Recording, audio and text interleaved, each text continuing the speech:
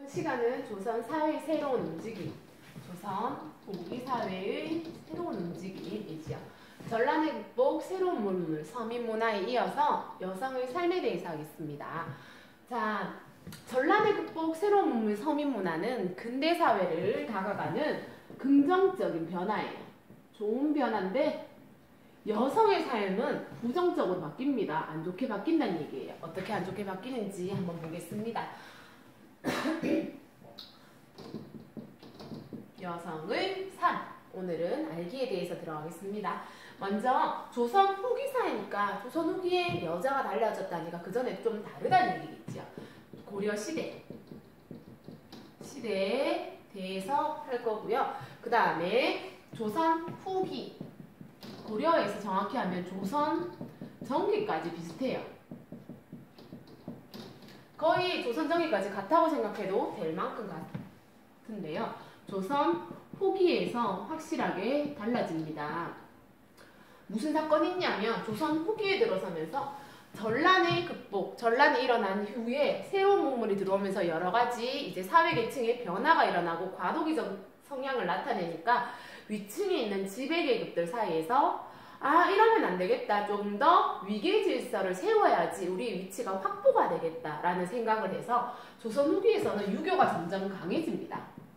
원래 유교였지만 어느 정도 그만큼 강하게는 밀고 나가지 않았던 것이 유교가 강해지는데 그 중에서도 제일 고리타분한 성리학 부분이 강해지는 거예요. 그래서 성리학이 아주 많이 퍼짐에 따라서 여성의 삶이 차이가 많이 난다는 것. 자, 조선 고려 시대에는 여성이 먼저 제산을 상속받습니다. 조선 전기까지 다 가능해요. 제산을 상속받고 또 제사를 지낼 수 있어요.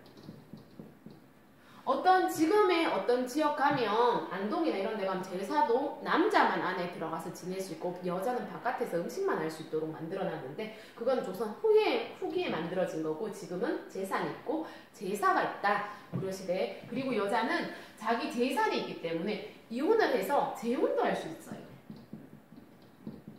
왜냐하면 내 재산은 남자한테 귀속되는 게 아니고 그냥 내 재산은 내가 계속 가지고 있는 거예요. 그럼 이혼을 하면 내가 가진 저기 있는 저 산은 계속 내 건 거예요. 그렇게 되니까 재혼까지 가능한 거예요. 이런 것들이 가능했는데 조선 후기 사회가 달라오면서 유교적인 영향으로 뭐가 차이 나냐면 남녀 유별, 남녀가 다르다. 조선 후기에 했던 게 남녀가 차이 나요. 또 뭐가 달라졌냐면 신분이 달라요를 확실하게 표시를 해버리는 거예요. 그래서 계층을 나눠서 이제 이 사회가 흔들리지 않도록 꼭 잡으려고 노력을 합니다. 그래서 조선 후기에는 제사, 여자 제사 없지요. 제사 못 지내지 음식만 지내도록 합니다. 재혼은 꿈도 못 꾸고 남편이 죽으면, 딸아 죽으면 열년호까지 세워주는 그런 상황까지 발생을 하게 되는 거예요. 이렇게 달라지는데 예를 들면 어떤 상황이냐면 조선 전기에서는 결혼을 하면 뭐라고 결혼했을 때 장가를 간다라고 얘기해요. 그러면 남자가 여자 집으로 장가를 간다, 결혼한다가 되겠죠. 이런 식으로 장가가 되는데 예를 들면 신사임당, 나중에 뒤에 나올 신사임당 같은 경우는 결혼한 20년이 지나서야 자기 시댁으로 들어갑니다. 그런 것처럼 장가 간다가 되는 거고요. 조선 후기 사회가 되면 뭐 하냐면 시집 간다라고 얘기해요.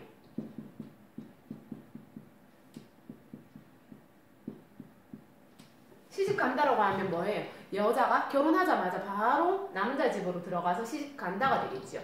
이런 식으로 시집 간다가 돼요. 자, 장가 간다는 것처럼 이때는 뭐예요? 결혼하자마자 남자가 친정살이, 여자 입장에서는 친정살이를 한다는 거고요. 시집 간다라는 글을 봤을 때처럼 여자는 뭐 한다? 시집살이, 결혼하자마자 시집살이를 한다.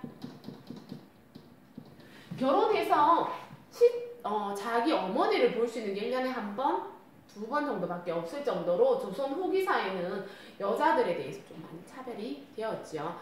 이런 차별이 어디에서 볼 수 있냐면 여러분들 교과서 보면 34쪽에 보면 신분뿐만 아니고 혼례 여기 신분을 보면 남녀에 따라서 남자는 얼굴을 드러내놓고 다니는데 여자는 지금 뭐 하고 있어요? 두루마기 같은 거로 얼굴을 가리고 있죠. 지금 이슬람 사람들처럼 얼굴을 가리고 얼굴만 살짝 보이도록 자기가 보이도록 이렇게 들어가는 거고요.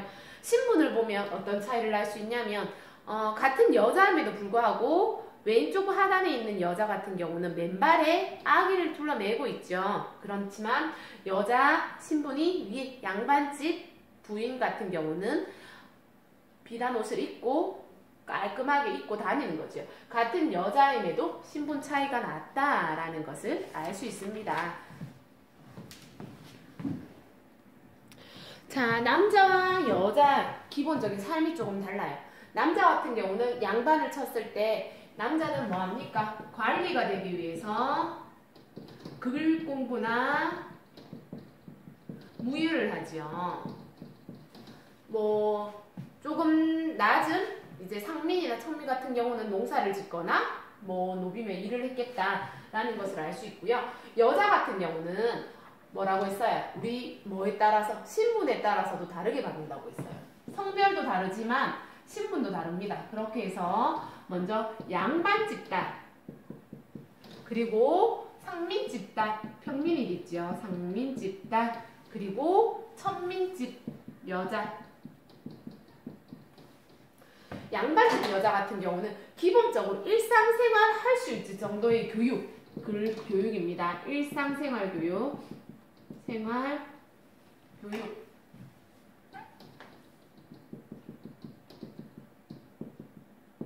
교육이 가능했고요. 또 이런 교육만 받고 더 이상은 하지 말라고 했어요.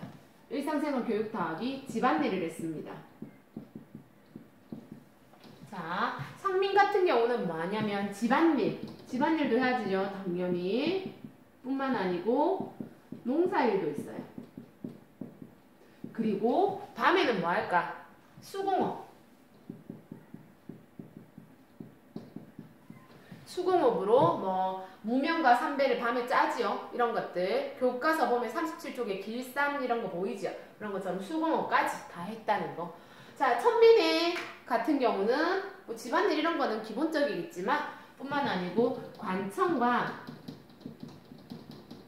양반집에 이런 곳에서 힘든 일을 다 도맡아 있는 쪽이 여자들의 삶이었다고 생각하면 됩니다. 옆에 보면 36쪽 여성의 3종 지도가 나와요. 어디 적을까? 이렇게 여자를 당겨서 여기 적을게요.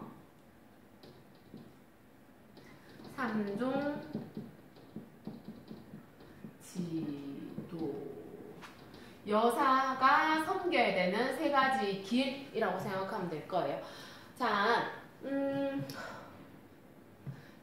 삼정지도 누구 여자가 기댈 수 있는 세 가지 남자를 두는 거예요. 맨 처음에 어릴 때는 누구?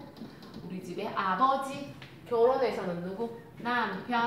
남편이 죽고 없으면 아들을 따라야 한다. 여자들 너희들 생각은 아니야. 뭐 해야 된다? 너희들은 자유롭지도 못하고 너희들 스스로 판단하거나 너희들 스스로 행동할 수 없어요. 누구에 따라서? 남자에 따라서 생활하여라 하는 게 유교적인 여자의 해야 되는 거예요. 그래서 뭐냐면 남성 중심의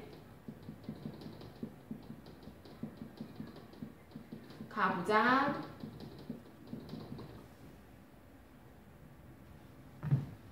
적 가족제도.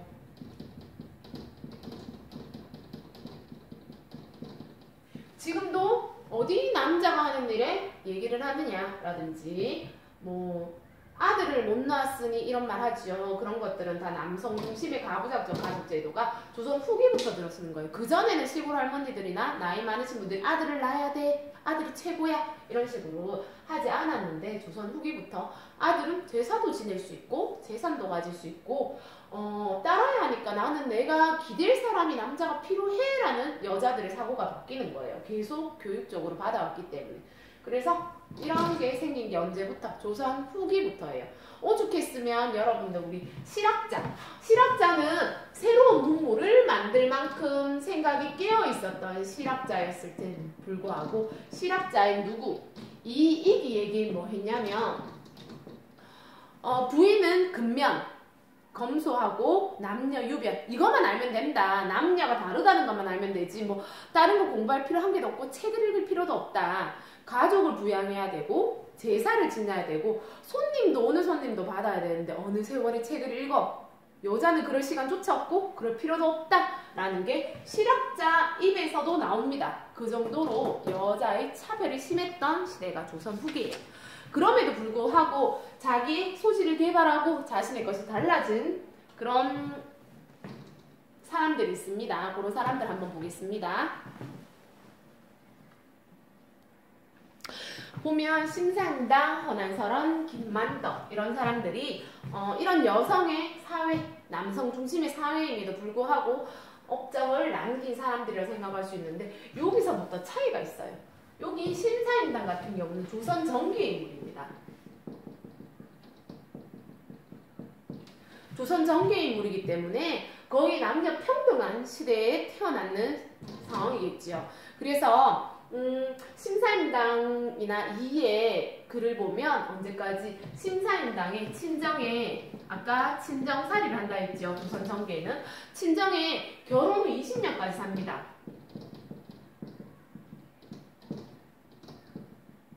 그리고 언제냐면 율곡 이이가 6살 되던 해에 서울로 올라옵니다. 상경하지요. 그런 식으로 거의 남녀 평등한 사회에 살았어요. 그래서 자신의 능력이 있으면 그 능력을 뭐 할 수 있었다. 자신의 재능을 발휘할 수 있었다. 자신의 재능이 뭐였어요? 심사임당의 재능. 시와 그림에 특출나는 이런 재능을 발휘할 수 있었다. 그 덕에 우리 5만원권의 그림도 그려졌죠. 자, 허난설은 조선 후기 사람입니다. 그렇게 되면 어떻게 해야 될까? 지금 여기랑 같은 상황이 아니겠지요. 여자는 뭐 해야 된다? 집안일을 해야 된다. 근데 특이하게도 허난설의 아버지는 허균이 아버지도 되죠. 우리 홍길동전 지은 허균의 아버지인 허난설의 아버지는 집안에서 평등적으로 아버지가 노력해서 허난설을 교육을 시켜요. 그래서 허난설이 자신의 재능인 시짓는 데 탁월한 재능을 개발을 합니다. 하지만 일찍 결혼하죠. 결혼 후에는 집에 있는 남편이고 모든 사람이 절대 안 된다. 여자는 가정일을 봐야지 왜 그러냐 해서 재능을 발휘하지 못하게 됩니다. 근데 허난설이 어떻게 알려졌어요? 누가 대신 적었어요? 허균이 자기 누이의 것을 뭐예요? 자신의 누이의 것을 모아서 시집을 발행을 하지요. 그렇게 돼서 허난설은 이런 재능이 있었네 라고 나중에 알게 되는 거예요. 허균이 언제적이라고 했어요? 아까 광해군 때 반정 일으키려 하다가 죽었다고 했죠. 그러니까 조선 후기가 이미 들어선 상황이죠. 자, 이런 상황이 됐고 재능이 있었지만 발휘하지 못했던 허난설은 조선 전기여서 재능이 있었던 것을 발휘할 수 있었다. 이런 사람의 이런 차이가 있었고요. 사회적 분위기로 인해서 재능이 발휘되고 안 되고 이런 것도 있었는데 전체적으로 봤을 때는 뭐예요? 김만덕과 또 차이가 있는 거야. 재능의 차이지만 이쪽에서는 사회활동을 했어요, 안 했어요? 자기 혼자 시집고 글 짓고 하는 거, 시집고 그림 그리고 있는 사회활동이 없어요. 여성들의 사회활동이 없는데 김만덕은 특이하게도 뭐냐면 조선 후기임에도 불구하고 거기다가 제주도 사람이에요. 제주도 어디 있어? 여기 제주도 있지. 뱃사람들이 어떠냐면 여자가 배를 타면 풍랑이 만나거나 뭐 무조건 안 좋아진다 해서 여자가 배를 못 타게 합니다.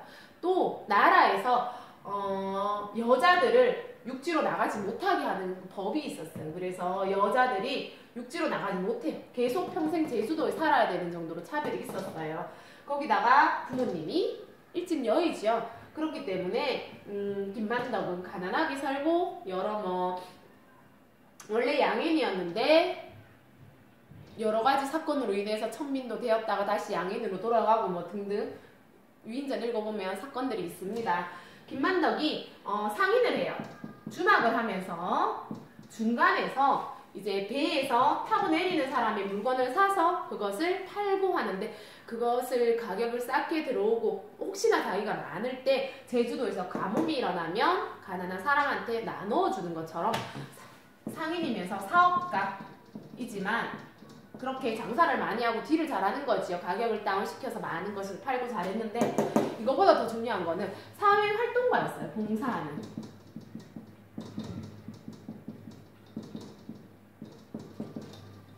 어려운 백성도 돕고 여러 가지 하는 사회활동가예요. 그래서 이 사람들은 자기 재능을 키우는데 한정된 반면에 김만덕은 뭐냐면 부르는 사람들도 돕고 어려운 일이 일어났을 때 나라에서 못하는 것을 김만덕이 하죠. 제주도에서 힘든 것을 자기가 모은 돈으로 쌀을 사서 제주도 도민한테 다 나눠주는 것처럼 여러 가지 했는 사회활동을 했어요. 그래서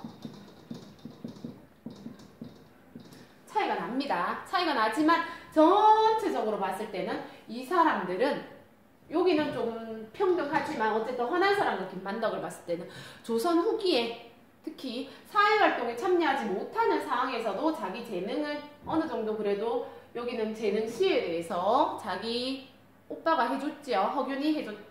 허균이 동생이지요. 허균이 해줬지요. 허난사랑은 누나입니다. 해줬지요. 이런 것처럼 어느 정도 업적을 남겼다. 이렇게 활동을 하였다라는 것을 알 수 있는 거예요.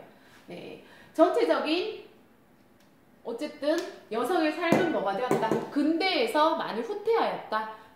신분이랑 여성에 대해서 차별을 많이 받았다. 하지만 그런 차별받는 상황에서도 이런 식으로 자신의 재능을 표출하거나 아니면 업적을 남겼다라는 것으로 이번 시간 마치겠습니다.